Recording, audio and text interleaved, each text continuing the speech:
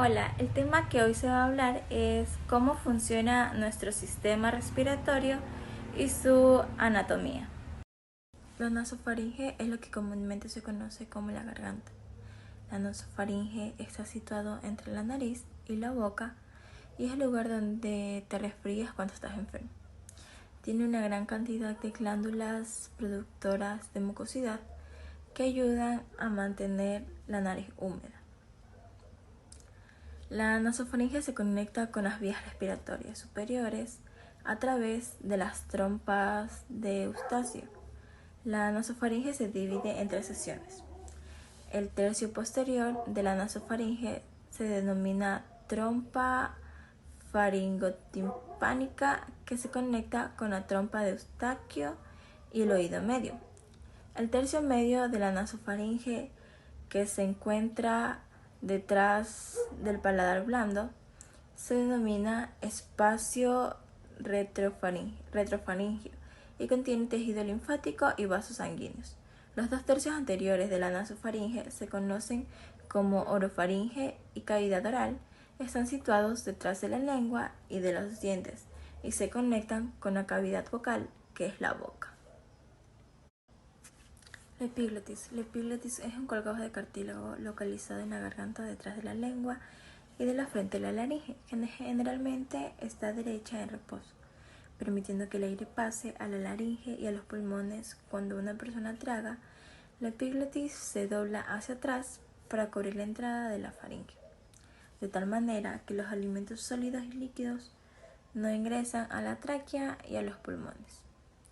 Después de deglutir, la epiglotis retorna a su posición derecha original. La laringe. La laringe es un órgano que nos da la posibilidad de hablar, ya que contiene, entre otros elementos importantes, las cuerdas vocales. Como la definición, la laringe es una estructura móvil impar, perteneciente al sistema respiratorio, es decir, se compone de ligamentos membranas por cartílagos. Por ello, todos estos elementos están recubiertos de mucosa que se mueven gracias a las articulaciones y a la musculatura intrínseca, y además en el centro de la laringe se encuentran los pliegues vocales. Por ello, cuando el aire pasa a través de ellos, la mucosa vibra y permite la fonación. ¿Dónde está la laringe? La laringe se encuentra ubicada en la línea media y anterior del cuello. Se extiende desde la vértebra cervical 3 hasta la vértebra cervical 6, es decir, está situado delante de la faringe, debajo del hueso hioides, hueso del sustento que permite que se mantenga en su posición, hasta la tráquea. Por otro lado, la laringe se comunica con la faringe en la porción superior y a través de ello mantiene contacto con la cavidad oral y las fosas nasales. La laringe se divide en tres partes: zona supraglótica correspondiente al vestíbulo de la laringe, la zona glótica correspondiente a la función del órgano fonético, zona infraglótica por debajo de la glotis. La faringe, tubo muscular hueco dentro del cuello que comienza detrás de la nariz y se comunica con la laringe y el esófago. Incluye la nasofaringe, parte superior de la faringe detrás de la nariz, la orofaringe, parte media de la faringe, y la hipofaringe, parte inferior de la laringe. La faringe es un conducto por donde pasa el aire a la faringe y los pulmones y pasan los alimentos, las bebidas y al esófago. También cumple una función en el habla. Mide cerca de 5 pulgadas dependiendo del tamaño de la persona. La tráquea.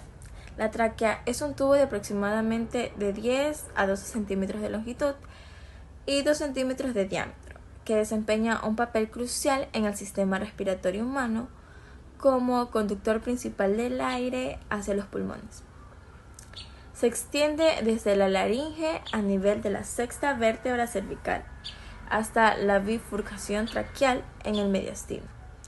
nivel de la cuarta o quinta vértebra torácica, donde se divide en dos bronquios principales, derecho e izquierdo, que llevan aire a cada pulmón. La tráquea está compuesta por aproximadamente 20 anillos de cartílago ilíaco en forma de C, conectados por tejido fibroso y músculo liso. Esta estructura le da rigidez y evita que se colapse durante la inspiración, pero permite cierta flexibilidad y el movimiento. El espacio abierto de la C está orientado hacia atrás, hacia el esófago, permitiendo su expansión durante la deglución. El revestimiento interno de la tráquea está compuesto por una membrana mucosa que contiene células ciliadas y células caliciformes, productoras de moco. Esta combinación de moco y cilios ayuda a filtrar el aire que pasa a través de la tráquea, atrapando partículas de polvo y otros contaminantes y moviéndolos hacia la faringe para ser expulsados o deglutidos. Los bronquios principales derecho e izquierdo que pasan a través del ilio de su respectivo pulmón. El bronquio principal derecho es más amplio y su recorrido más vertical que el izquierdo, por lo que la mayoría de las partículas externas pasan por él y llegan al pulmón derecho. Después de entrar en la parenquima pulmonar, los bronquios principales se ramifican y dan lugar a los bronquios más pequeños, que conducen el aire hacia las partes más distales del pulmón. Los bronquios lobares o bronquios secundarios, uno para cada óvulo pulmonar, 3 para el pulmón derecho y 2 para el pulmón izquierdo. Los bronquios segmentarios terciarios, uno para cada segmento bronquiopulmonar y 10 segmentos bronquiopulmonares en cada pulmón, pero algunos de estos se fusionan en el pulmón izquierdo. Segmento bronquiopulmonares, por definición, son los segmentos de los pulmones suplidos por un bronquio segmentario y por una rama de arteria pulmonar. El bronquio segmentario sufre múltiples divisiones y resultan suplidos por un bronquio segmentario y por una rama de arteria pulmonar.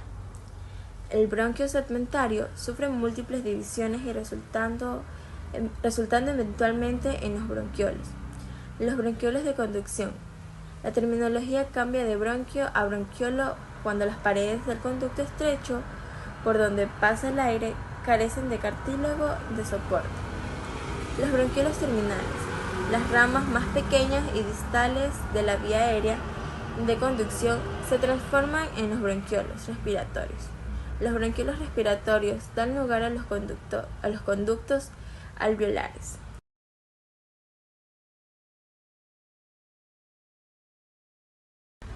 Los pulmones. Los pulmones son nuestros órganos respiratorios.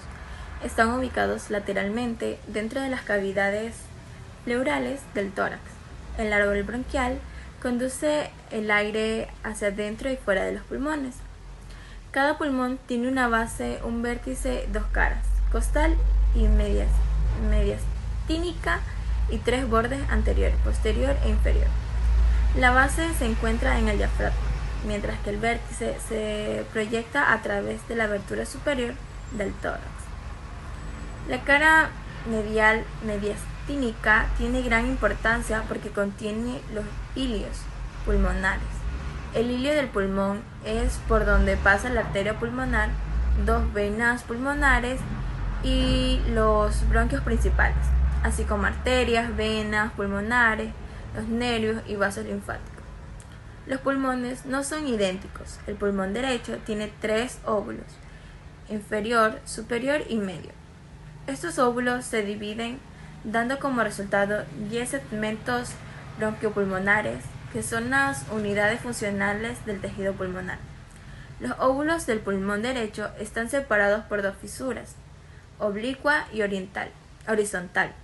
La cara mediastínica del pulmón derecho está en contacto con el corazón, la vena cava superior, la vena cava inferior, la vena azigos y el esófago. Las impresiones de estas estructuras pueden ser vistas en la cara medial del pulmón. Por otro lado tenemos lo que es el pulmón izquierdo. Solo tiene 2 óvulos, superior e inferior, y 8 segmentos pulmonares. Los óvulos están separados por una fisura oblicua.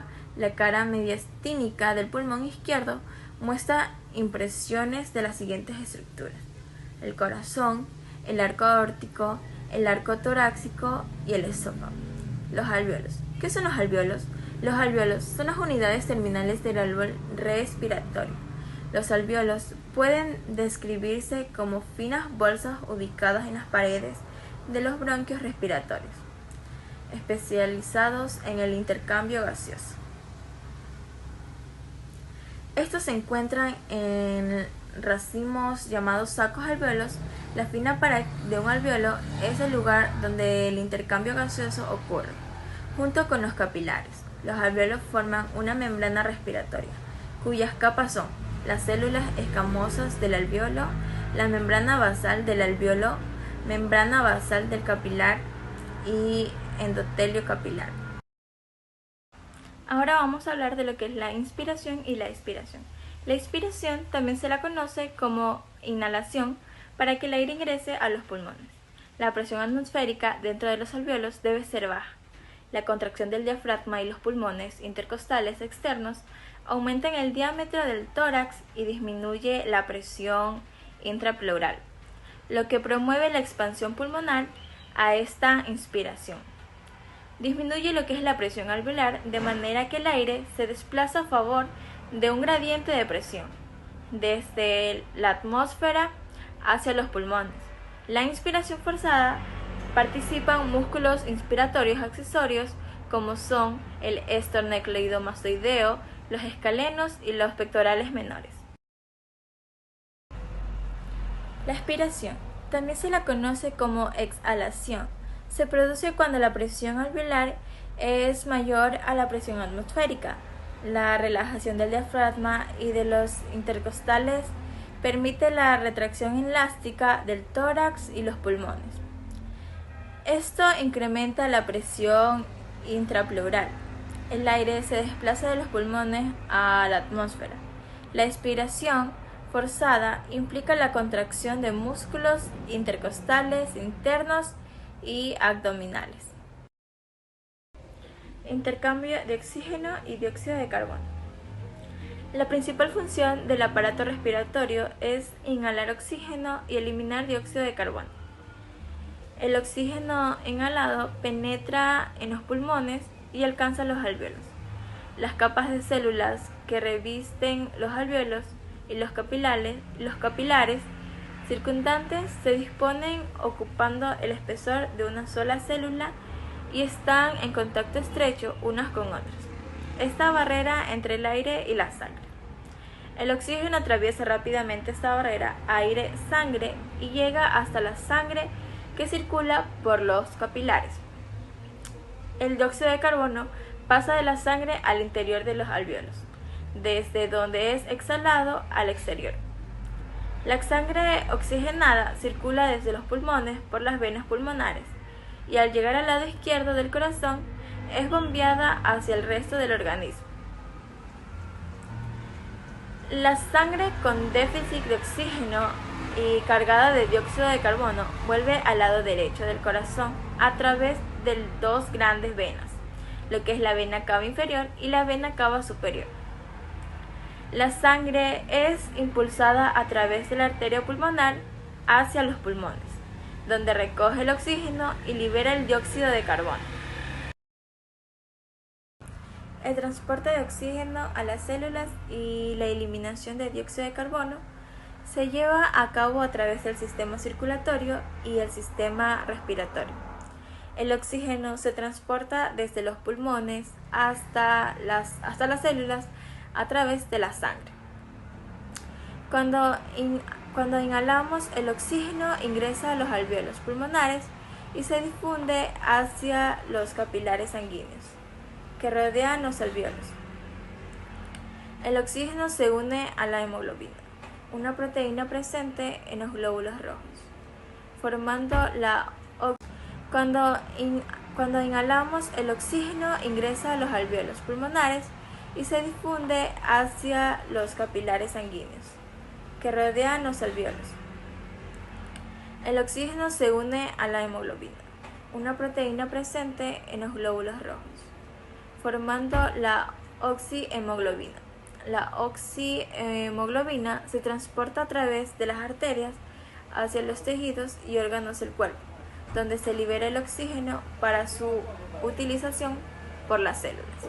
Por otro lado, el dióxido de carbono producido por las células como producto de desecho se disuelve en la sangre y se transporta de regreso hacia los pulmones. El dióxido de carbono se combina con el agua en la sangre para formar ácido carbónico que luego se descompone en iones, bicarbonato y en iones hidrógeno. Estos iones se transportan en la sangre hacia los pulmones, donde se invierte el proceso. El dióxido de carbono se libera de la sangre hacia los alvéolos y luego es exhalado al exterior. También vamos a hablar de lo que es la regulación del pH sanguíneo. El pH sanguíneo. El organismo, para regular el pH de la sangre, libera dióxido de carbono por parte de los pulmones. El cerebro regula el volumen del dióxido de carbono que exhala controlando la velocidad y la profundidad de la respiración. Los riñones eliminan el exceso de ácido base con pensión que tarda más que la vía pulmonar. Le vamos a hablar de 3 enfermedades respiratorias. El asma. El asma es una afección en la que las vías respiratorias se estrechan e hinchan, lo que puede producir mayor mucosidad. Esto puede dificultar la respiración y los síntomas del asma varían según la persona. Es posible que tengas ataques de asma con poca frecuencia o con mucha frecuencia. Los síntomas son la falta de aire, dolor o opresión del pecho, sibilancias al exhalar, que es un signo común del asma en los niños. Problemas para dormir causados por falta de aliento, tos o sibilancias al respirar. Tos o sibilancia al respirar que empeora con un virus respiratorio, como un resfriado o gripe. Los síntomas que indican que probablemente el asma esté empeorando comprenden dificultad creciente para respirar, medida con un dispositivo utilizado para comprobar el funcionamiento de los pulmones. Lo que se utiliza ahí es un medidor de flujo expiratorio. La necesidad de usar un inhalador de alivio rápido con mayor frecuencia. Sus principales causas del asma. El asma no es causado por una sola razón, sino que el asma es el resultado de una combinación de factores genéticos y ambientales.